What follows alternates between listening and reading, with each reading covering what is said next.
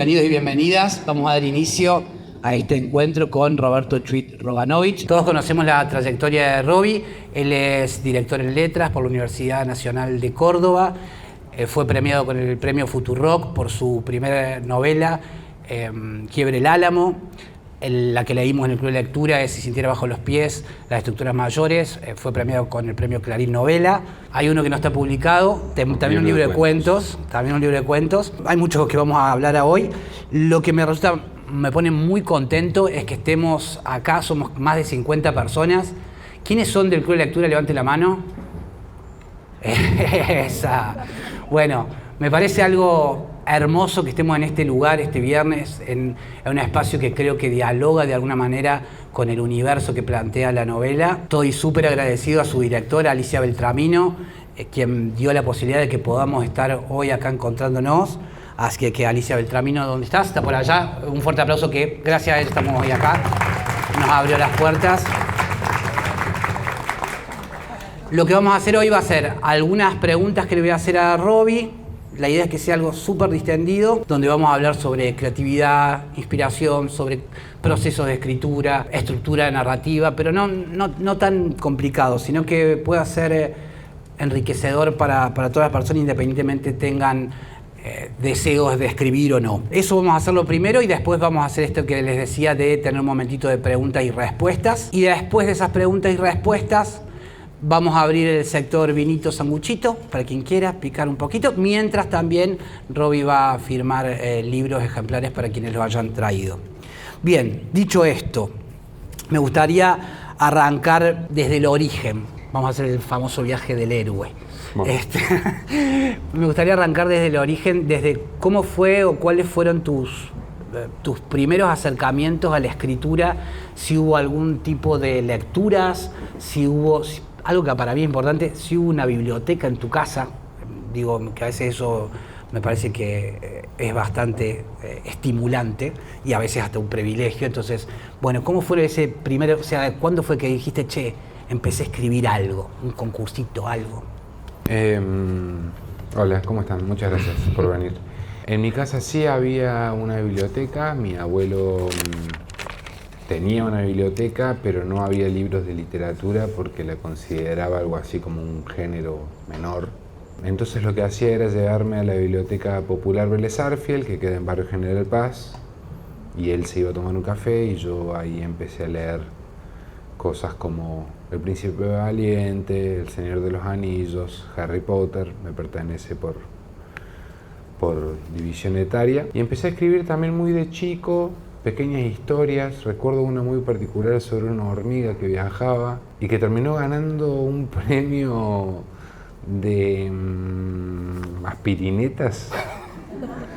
Bayer había sacado un concurso de aspirinetas para literatura infantil y tenías que mandar tu cuentito, y mi cuentito era sobre una hormiguita que viajaba. Creo que ahí empezó. Después dejé de escribir durante mucho tiempo, pero empecé a leer cada vez más. Mi mamá es muy católica, entonces se me mezclaba la formación religiosa con la formación narrativa, porque por lo general la Biblia está organizada a partir de pequeños arcos narrativos en donde ciertos personajes hacen cosas y tienen peripecias y tienen, bueno, alegrías y dolores y pesares y etcétera, y uno como lector se identifica con esos viajes. Muy poco tiempo después de que yo fuese monaguillo, en la 24 de septiembre y Jacinto Ríos, la Perpetuo Socorro, estuve ahí en monaguillo mucho tiempo.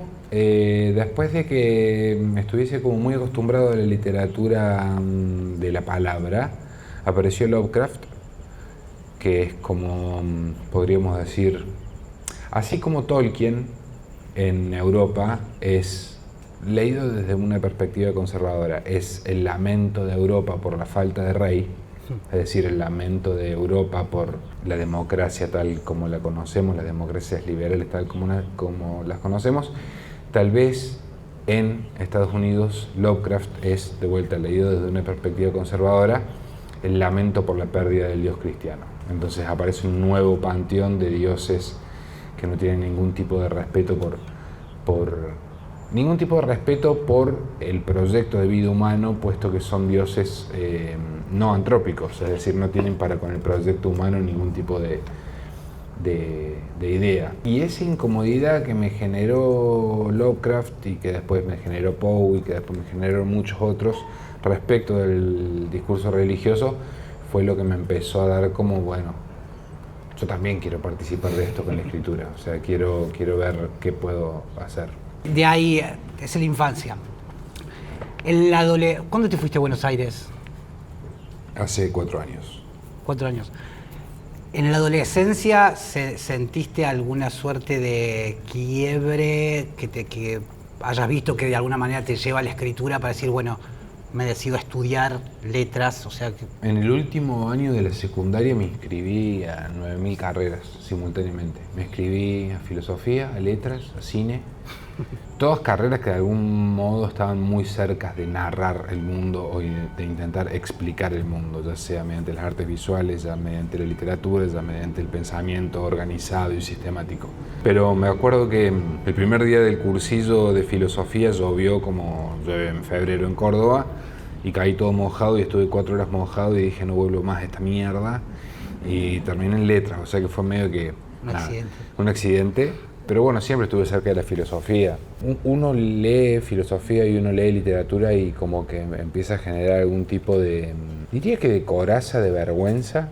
Es decir, ¿cómo puedo yo intentar escribir un cuento habiendo existido Borges? O sea, es como, bueno, soy un estúpido. En el momento en el que uno se vuelve como esquizofrénicamente liberado de ese miedo, cuando uno empieza a faltarle como un poco el respeto a lo que es la institución de la literatura, uno empieza a poder abrir un Word sin tanta vergüenza. Aparte, durante mucho tiempo me había formado lo que en la universidad se consideraba como baja literatura. Lovecraft, Poe, la ciencia ficción, el maravilloso, el fantástico, que no forman parte de las currículas universitarias. Recién ahora, tal vez, alguna materia trabaja con algún autor, que etcétera, etcétera, etcétera, pero por lo general lo que se llama literatura de género no forma parte de la currícula. Y eran autores que a mí me gustaban mucho y me hacían cosas en el cuerpo y dije, bueno, también puedo intentar esto. No quiere decir que no me guste Flaubert, me parece una maravilla Flaubert y me gusta mucho Émile Zola y me gusta mucho el realismo en general, pero tal vez eso fue lo que me permitió a mí empezar a escribir cosas raras, puesto que los autores que me habían formado cuando eran chico no estaban dentro de la universidad. ¿Se entiende? Sí, sí. Hace poco te leí en un artículo donde hablabas sobre cierta mirada en relación al realismo, y yo a veces también lo veo en los clubes de lectura, como que hay determinado tipo de lectores que piden que el mundo sea comprensible, que haya una identificación con el personaje. No me identifiqué con el personaje, dice alguien, y se siente abatido porque no... Digo, ¿cuál es tu relación en relación a esta crítica al realismo o ese tipo de narrativo? También en relación a lo autoficcional, creo también. Sí. Yo creo que el realismo tuvo un rol estético, político muy importante durante el siglo XIX, que persistió durante el principio del siglo XX, no solo en Europa y en Latinoamérica, sino también en lo que se llamaba el realismo socialista en la Unión Soviética, pero creo que hacia finales de siglo empezó a perder un poco de fuerza para poder formalizar, es decir, volver forma, volver materia de la narración, lo que se supone, o lo que yo quiero creer que el arte debería ser, que es básicamente dispositivos de incomodidad. Si a mí una película no me genera algún tipo de incomodidad respecto de quién soy, respecto del mundo en el que vivo, respecto de los vínculos que tengo, difícilmente me atraviese espiritualmente. Hay un concepto que se mueve mucho en la crítica literaria norteamericana, que es como un nuevo género que se llama comfy literature, o sea, comfy quiere decir confortable. Hay mucha gente que está intentando producir y mucha otra gente que está intentando consumir literatura comfy, es decir, literatura que no me va a generar ningún tipo de problema por fuera de mi trabajo, no me va a generar ningún tipo de problema respecto de mi marido medio boludo, de mi amigo que llega tarde, etcétera, etcétera, etcétera. A mí las obras que me interesan son las obras que me confunden realmente, ¿no? Cuando vieron una película, ¿qué acabo de ver? Bueno, no sé, y pasan 2 horas y no sé si me gustó. Y pasan 6 y tampoco sé si me gustó. Y pasan 3 días y no sé por qué sigo pensando en esa película. Y a la semana capaz que entiendo un par de cosas. Y a las 2 semanas también. Pasa mucho con la música también. De repente una banda que me gusta mucho saca un disco. A la primera escucha no lo entiendo. ¿Cuál es el proyecto? ¿Qué quisieron hacer? ¿Por qué me molesta esto que acaban de hacer?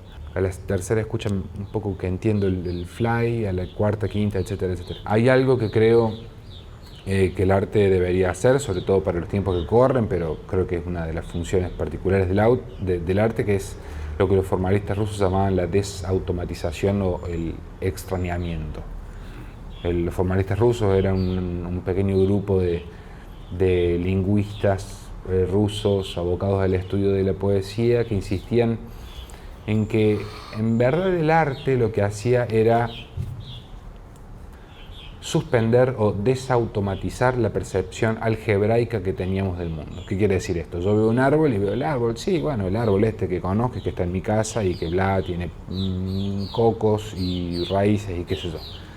Desautomatizar la percepción de ese árbol es que ese árbol aparezca a mi percepción como algo nuevo, digno de volver a ser mirado. Cuando eso nos pasa en el arte, cuando el arte no trabaja con esos procesos de desautomatización, para mí estamos hablando de un arte que no solo no es rico, diría, para una vida que está persiguiendo experiencias nuevas, sino que creo que es un arte bastante acomodaticio, que no hace más que otra cosa que contribuir a la reproducción de las relaciones de producción, dicho de manera muy marxista y muy ortodoxa, y no es lo que prefiero. Hace poco con Juan Matio, un escritor también de New Weird, de allá de Buenos Aires, que yo quiero mucho y que somos muy amigos. No me acuerdo en qué circunstancia medio que nos bardearon, y la verdad que la conclusión a la que llegamos es que no teníamos ganas de escribir literatura que perteneciera a las mesitas de luz de nuestras respectivas casas. La literatura es un trabajo, tanto en su faceta de la escritura, pero también en nuestra faceta como lectores. Creo que hay mucho de nuestras subjetividades que se juega en el modo en el que participamos con el arte. No creo que... Por supuesto, sí, un sábado de la noche, ¿no? Salimos a comer, vemos una peli medio boludona, también le pasamos bien, súper, perfecto. Hay otro tipo de obras que yo creo que que exigen nuestra presencia absoluta y nuestra total atención. Y si aparecen en el arte y en otras experiencias de nuestra vida momentos en donde podemos alejarnos brevemente del celular, por ejemplo, para mí van a ser siempre muy, muy bienvenidas. Hiciste mención al New Weird y capaz que hay gente que no está familiarizada con el término, con el género. ¿Podrías explayarte en relación a eso un poquito? Sí, no, el New Weird es algo que han dicho los críticos. ¿Qué es lo que te suelen, o sea, a vos te suelen decir que tu obra estaría dentro de eso? Sí, ya me eché la pija mal, o sea, perdón, hay gente grande acá. Sí, New Weird es algo que invento gente, qué sé yo, los críticos a veces, viste, todo es neo, qué sé yo, nuevo, pónganse un poco... Nada, es un paraguas medio raro que intenta reunir todo aquello que no es realismo y que pertenece de alguna manera u otra a lo que se llama literatura de género. Reúne aquellas obras que tienen un poquito de terror, que tienen un poquito de fantástico, que tienen un poquitito de ciencia ficción. John M. Harrison es uno de ellos, China Miéville es uno de ellos. Estoy hablando de autores ingleses, pero también tenemos, bueno, acá en Argentina tenemos a Ricardo Romero, a Juan Matio, a Flor Canosa, cositas de Mariana Enríquez, cositas de Quique Ferrari, bueno, me voy a olvidar, cositas de Michelle Nieva. Yo creo que es un paraguas para definir todo aquello que no entra hoy en lo que es la literatura realista o lo que es la literatura del yo, la literatura de la autoficción, que son mucho más fáciles de reconocer. Yo diría que es fantástico, o literatura no realista, y para irnos un poco más lejos, las experiencias que verdaderamente me gustan del New Weird es lo que llama la literatura no mimética, o sea, la literatura que no intenta representar el mundo tal como es, sino la literatura que está intentando, más que representarlo, interpretarlo, transformarlo o dibujarlo de otro modo, con otros colores, con otras con otros dispositivos de la narración. Hablabas recién, bueno, y ahora entrando un poquito en Si sintiera bajo los pies las estructuras mayores, ¿cuál fue el origen? Bueno, me voy a poner a escribir esta obra que, o sea, ¿no sale conscientemente o sí sale? O sea... No, la primera novela que escribí, que se llama Quiebre el Álamo, la primera que publiqué, se llama Quiebre el Álamo, hay algo que a mí me interesa mucho, que creo que viene de toda la literatura gótica o toda la literatura weird, que es esta experiencia en donde la especie humana, estaba tocando el micrófono, en donde la especie humana no tiene, digamos, la capacidad cognitiva, epistémica, experiencial para entender algo que acaba de suceder o algo que se acaba de mostrar de forma acontecimental. ¿Qué haríamos cada uno de nosotros si de repente aparece un fantasma? ¿Qué haríamos cada uno de nosotros si se nos aparece en este patio la Virgen? Nos matamos todos ya mismo. Hay algo en esa experiencia del desconocimiento o del terror o del gap, del lapso de la incomprensión que a mí me gusta mucho. La primera novela que escribí, que se llama Quiebre el Álamo, esta alteridad radical, inasimilable por los conceptos humanos, por las categorías con las que pensamos el mundo como especie, venía del cielo. Venía de arriba. No me quedaba otra que en la segunda novela que esta alteridad radical viniese de abajo. Uh-huh.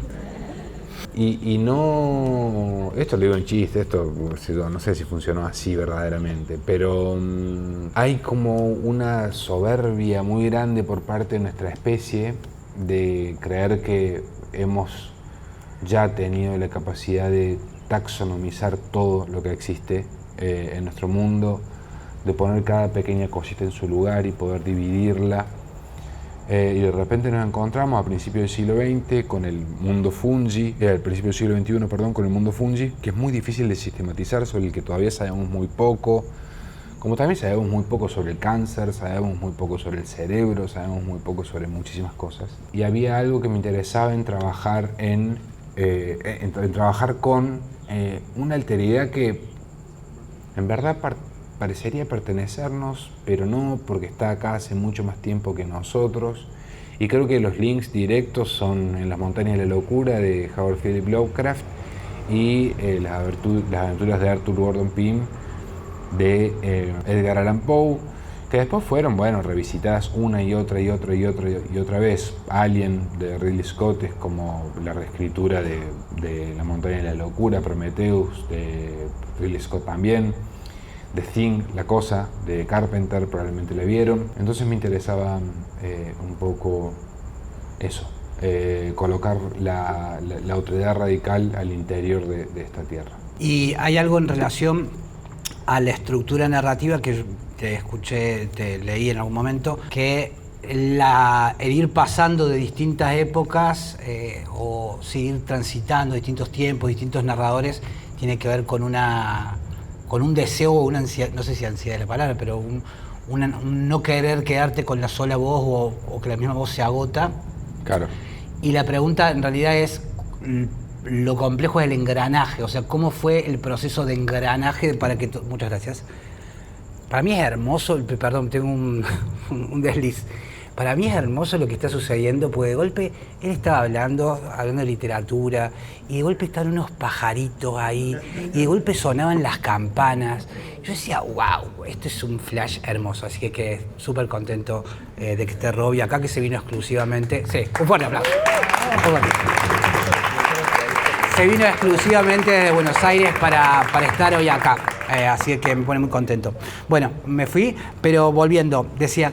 Lo complejo, porque digo, más allá de que cruzás disciplinas, se atraviesa la filosofía, la historia, hay como varios campos, digo, me parece que lo más complejo es el engranaje. ¿Cómo fue el proceso de engranaje? Que, ¿viste como los que hacen cine y que ponen, esta escena va primero, esta escena...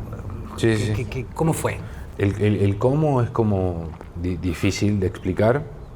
Sí me interesa mucho el montaje. O sea, entiendo el montaje como el mecanismo de composición del cine, el mecanismo de composición de la música y el mecanismo de composición de la literatura. Me aburro frente a montajes lineales, muy propios del cine hollywoodense, que por supuesto consumo, no es que yo vengo a decir acá, bueno, hay que ver a Tarkovsky, a Bergman, no, o sea, me gustan mucho las cosas lineales también, pero producirlas es otra cosa. Si tanto la primera novela como la segunda, como la que estoy escribiendo ahora, tuviesen como una progresión lineal, yo me hubiese aburrido bastante. No solo lineal en el tiempo, sino también lineal en las percepciones que hacen los personajes respecto de su propia vida, respecto de qué es lo que están atravesando. A mí me interesaba mucho, por ejemplo, que uno de los personajes que está en la novela, que se llama Julia Ishigata, que es bisnieta de Yuki Ishigata, a medida que empieza a entrar en contacto con la lengua, empieza a perder también capacidad de habla. Creo que hay algo en la pérdida de la capacidad del habla, que es la pérdida de lo humano en tanto que tal. Entonces también ahí quería ensayar como una forma no lineal de contar un trauma. Hay muchas cosas interesantes. No sé por qué estoy pensando en Nada se opone a la noche del fin de Vigan, que es una crónica hermosa de ella, de su familia, que también tiene muchas idas y vueltas respecto de... No tiene nada que ver con lo que escribí yo, pero te arruina, te destruye.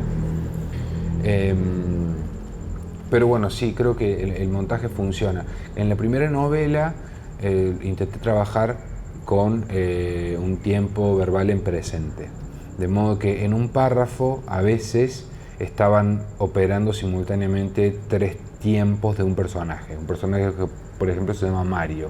En un párrafo estaba Mario de chico, Mario de adolescente y Mario de adulto.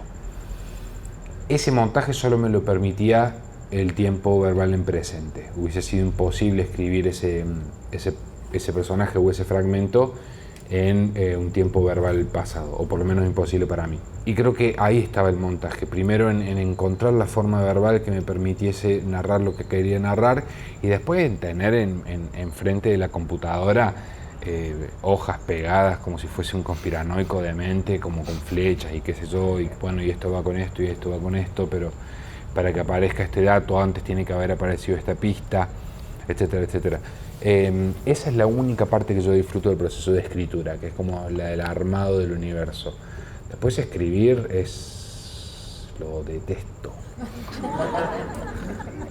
Lo odio. Hay algo como de la inspiración, qué inspirado, ay, no me vino la inspiración. ¿Vos creés que hay inspiración o que...? No, yo creo que eso no existe. Hemingway decía, no creo en la inspiración, pero si algún día viene, espero que me encuentre trabajando. O sea, creo que no hay otra cosa más que... Mi abuela decía horas culo. Horas culo, sí, sí. Creo que no hay otra cosa más que sentarse y hacerlo. En relación a esto, vos coordinás además talleres de escritura, das clases. ¿Qué sentís en relación a la frustración en el proceso de creación? Viste que aparece, no sé si es que me estoy poniendo viejo, pero cuando yo era pibe, como que nuestros mis maestros me entrenaban para la frustración y como que era inevitable, y es más, mientras más sufrías, era como mejor, y tenías que estar varios tiempos sufriendo. Era como que después de 5 años te tocaba estudiar con el que era el más grosso. Y cuando empecé a dar clases a pibes jóvenes, y era como que la segunda clase ya se frustraba, como que tercer... Lo vinculo mucho con redes sociales, con Obvio. Tecnología, con todo esto. Pero ¿cuál es tu relación con la frustración a la hora de crear, escribir, tanto vos como escritor o vos enseñando como maestro? No, mi relación con la frustración es de hermandad. O sea, es como que no, yo realmente, yo la paso muy mal escribiendo, realmente. La paso pésimo. O sea, pero no puedo dejar de hacerlo porque tengo algún tipo de glitch en el cerebro que me obliga a sentarme en la computadora y querer hacerlo a pesar de que me lastime. O sea, es como que no. Tengo amigos que no tienen nada que ver con la literatura, por supuesto que leen, pero que no les interesa tanto, y de repente yo le estoy hablando sobre personajes que no existen y sobre nombres que no existen, y ellos me escuchan y me asienten con la cabeza y gordo, ¿cómo va con esto? Y yo digo, no, me estoy volviendo loco, y qué sé yo.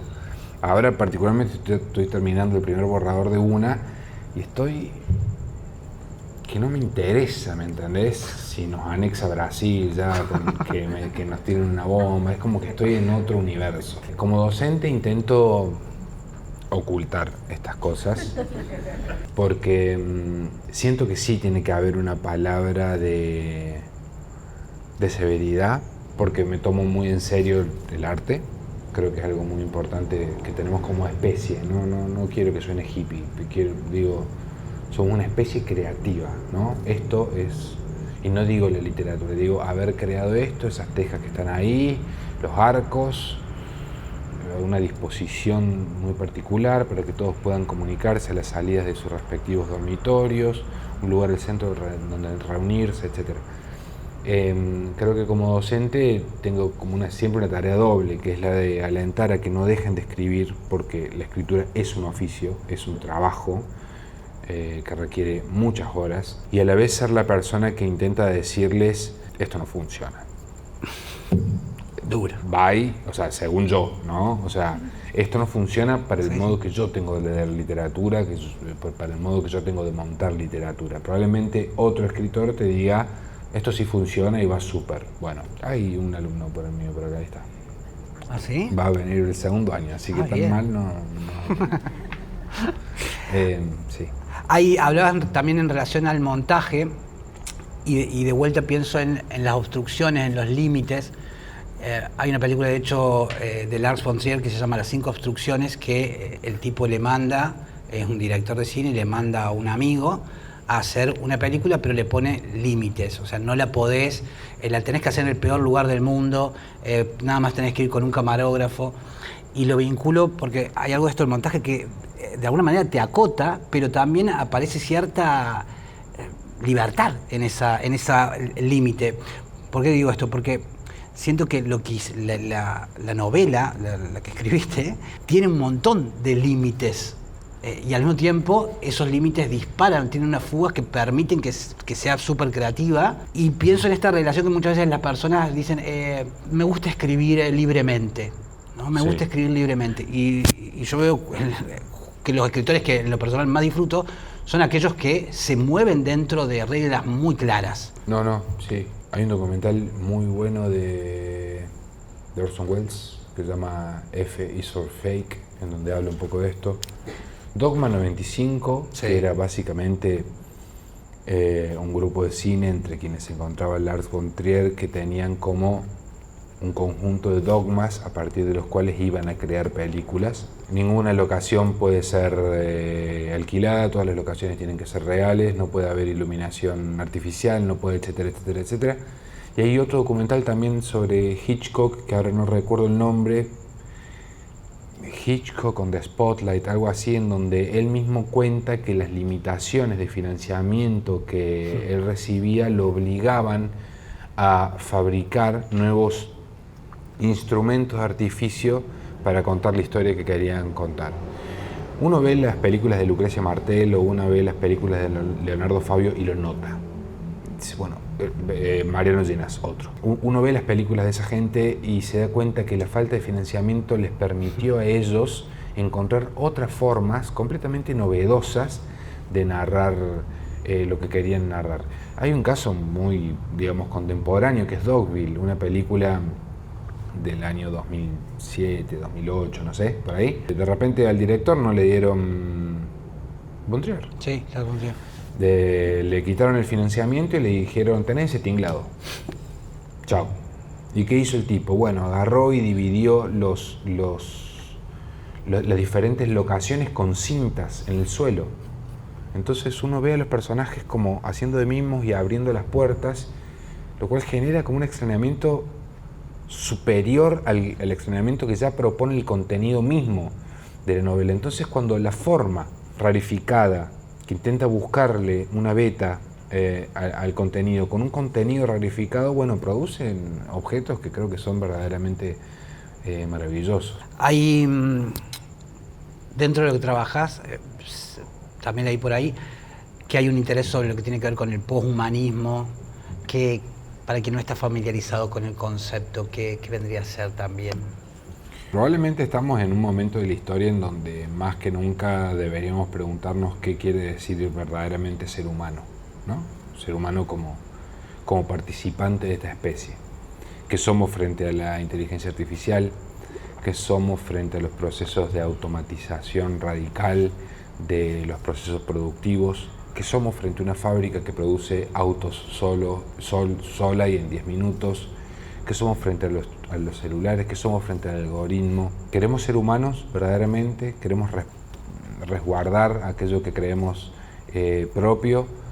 ¿O queremos licuarnos hacia una forma transhumana más que poshumana de la existencia? Hay algunos jinetes del apocalipsis, diría, como Sam Altman, como Elon Musk, como Peter Thiel, que creen que, voy a decirlo muy rápido, que creen que, siguiendo a Nick Land, un filósofo inglés, que creen que el capitalismo es un mero vector de aceleración, ya no es más un modo de producción, que en tanto vector de aceleración no puede ser frenado. En tanto no puede ser frenado, la fuerza antrópica a través de la cual se produce va a hacer que finalmente los sistemas que distinguen lo humano de la máquina tiendan a desaparecer.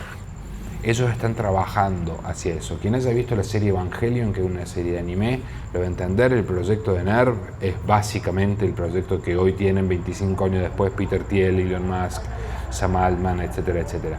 Fundirnos todos en una especie de líquido amniótico en donde hemos perdido toda nuestra característica como humanos. Esos son los problemas que a mí me interesan y creo que son los problemas del siglo XXI. Estamos más cerca que nunca de lo que Terminator dijo que iba a ser Skynet, que era, bueno, una inteligencia artificial gobernándolo todo y diciendo bla, bla, bla, bla, bla. Digo, hay pelis que tienen 20, 25 años, narraciones que tienen 20, 25 años, 30, 35, 40, 45 años, que se adelantaron en mucho al tiempo que estamos viviendo. Digo, Matrix, William Gibson, Neuromancer. Uno lee Neuromancer y digo, decís, la puta madre. Cosas de Asimov, cosas de Arthur C. Clarke, gente que escribió hace incluso más tiempo todavía. Y creo que nos estamos acercando a un momento de la historia de la especie particularmente complicado. No es como un agorero de, bueno, se fue toda la verga, que nos matemos, no. Digo, este momento que estamos atravesando requiere de nuestra parte una formación ciudadana muy seria y una responsabilidad muy seria respecto de la pregunta sobre si queremos seguir siendo humanos o no, y sobre de qué se trata ser humano y de qué manera reponer esas pequeñas partes de la humanidad que probablemente hemos perdido en los últimos años. De repente Netflix, por poner un ejemplo, y no quiero ser un tecnófobo tampoco, digo, a mí no me molesta la técnica, a mí me gusta, o sea, yo siento que, nada, no soy un neoludita que cree que hay que romper todo. No, creo que las máquinas son, digamos, un gran elemento que nos pueden llegar a servir para construir un mundo mejor. Pero sin dudas Netflix está compitiendo contra nuestros hijos y contra nuestra pareja. O sea, en su momento el capitalismo lo que intentaba hacer era cooptar el dinero que nosotros obteníamos después de nuestra jornada laboral. Ahora lo que se ha convertido en un valor de cambio es el tiempo. O sea, Netflix compite por el tiempo que nosotros le dedicamos a la construcción de nuestros vínculos. Netflix, TikTok, Instagram compiten por la cantidad de tiempo que le dedicamos a nuestra pareja, a nuestra madre, a nuestro padre enfermo, a nuestros hermanos, a nuestros amigos. Esos problemas de época, esas fugas ideológicas del capitalismo contemporáneo, creo que son mucho más fáciles de captar en el New Weird, en el terror, en el fantástico, que en el realismo, donde me dejó mi novia, mi jefe es un boludo, es como a mí me molesta. No es que me molesta, ya es como digo, dale, se está prendiendo fuego todo, ¿me entendés? O sea, como que, ¿qué? ¿Vamos a seguir hablando de esto? No me interesa. Quiero que, porque en realidad, ya arrancaba ya. Lo que hace la alteridad radical en Quiebre el Álamo y lo que hace la alteridad radical en las estructuras y lo que hace la alteridad radical en Materiales para una pesadilla de Mateo, en Big Rip de Ricardo Romero, en La Tercera Aberración de Flor Canosa, son funcionar como un espejo en realidad. Está bien, importa la planta, ¿no? Perfecto. Pero esa planta en realidad me devuelve una pregunta sobre mí mismo. O sea, ¿qué soy frente a la maravilla del mundo? ¿Qué soy frente al equilibrio? ¿Qué soy frente a la presencia o ausencia de Dios? ¿Qué soy verdaderamente en este mundo? ¿Qué debería hacer yo en este mundo? ¿Qué debería ser mi comunidad? Etcétera, etcétera. Esas obras de arte que me devuelven una pregunta son las que para mí hoy interesan. Estoy diciendo mucho sobre mi obra. Está buenísimo porque estamos acá para justamente la charla con Roberto Chuit. Sí, bueno. Justamente en El Archipiélago, que es el último libro que publicaste. Sacó un libro de ensayo que se llama El Archipiélago, Eso. editado por El Gato y la Caja, donde hablo de estos temas y otros que pueden comprar, por favor. Sí, y ahí, y ahora ya conectando casi con el final, porque también aparecía en relación a algunas lecturas en relación a tu obra como cierto mirada como apocalíptica, pero en realidad hay como un reverso de eso, porque lo que propones no es como una distopía negativa, sino como que hay fugas posibles, y quiero que a partir de tu mirada, ¿qué rol le ves a la ficción dentro de eso? Dos cosas. La primera, sí, a críticos creo que un poco acelerados, irresponsables, terminaron reuniendo como muchas experiencias de la literatura contemporánea argentina dentro de las literaturas distópicas. Yo no escribo distopías. En todas las cosas que escribo siempre hay como un pequeño atisbo, glimpses of beauty, como decía Jonas Mekas, recomposición de un mundo nuevo. La llegada de los obeliscos en Quiebre el Álamo, que es muy parecida a La historia de tu vida, de Ted Chiang, que dirigió Denis Villeneuve en Arrival, es como, bueno, ¿qué pasa frente a la construcción de un mundo nuevo? Y en las estructuras pasa un poco lo mismo. ¿Qué es Julia? O sea, Julia como representante de lo humano. ¿Qué es Julia frente a este nuevo mundo que se le abre a ella, en comunión verdadera con la naturaleza? Eso por un lado. Por otro lado, Lucrecia Martel, en una entrevista que dio hace poco, dijo algo que tiene mucho que ver con Nick Land, el filósofo que nombré al principio, que decía que el modo de producción capitalista ya era un vector de aceleración. Nick Land y la CCRU, la Cybernetic Culture Research Unit, o sea, la unidad de investigación de la cultura cibernética de la Universidad de Warwick en Inglaterra, inventaron un concepto que es el de la hiperstición. No es la superstición, es la hiperstición. ¿Qué es la hiperstición? La hiperstición es, para Nick Land, para Mark Fisher, el conjunto de discursos que nosotros producimos como época respecto de la época venidera. Si nosotros en conjunto estamos diciendo todo el tiempo, se va toda la mierda, se va toda la mierda, se va toda la mierda, se va toda la mierda, es muy probable que se vaya toda la mierda. Pero porque empezamos a actuar hipersticionalmente para que las cosas verdaderamente fracasen. Lo podemos tomar en nuestros lo estoy diciendo muy rápido, ¿no? Hay como una definición categorial bastante importante y filósofos que se han dedicado mucho tiempo a este problema. Lo que dice Lucrecia Martel es, si la hiperstición es la categoría a partir de la cual podemos pensar el siglo XXI, deberíamos, conductualmente, experiencialmente, abocarnos a pensar de manera insistente, prolija, sistemática y rigurosa en un mundo que sea digno de ser vivido. Si nosotros empezamos a pensar formas vinculares, de organización, estén mediadas verdaderamente por las pasiones alegres de las que hablaba Spinoza y no por las pasiones tristes de las que habla Du Bois, que parecen hoy gobernar la política argentina y la política internacional, donde nenes encadenado con vaselina, bueno, viste, es como, qué sé yo, estoy en Córdoba, ¿no? Yo soy más zurdo que la mierda, pero estamos en Córdoba, así que no sé. Digo, hipersticionalmente nos debemos la tarea de pensar un mundo mejor, y Lucrecia Martel dice, yo quiero producir cine hipersticionalmente para pensar un mundo que de a poco pueda ir mejorando. Es como hacerse un pequeño truco en la cabeza como para decir, esto es cero hippie, o sea, Nick Land y Mark Fisher el año que viene se cumplen 10 años desde que se suicidó.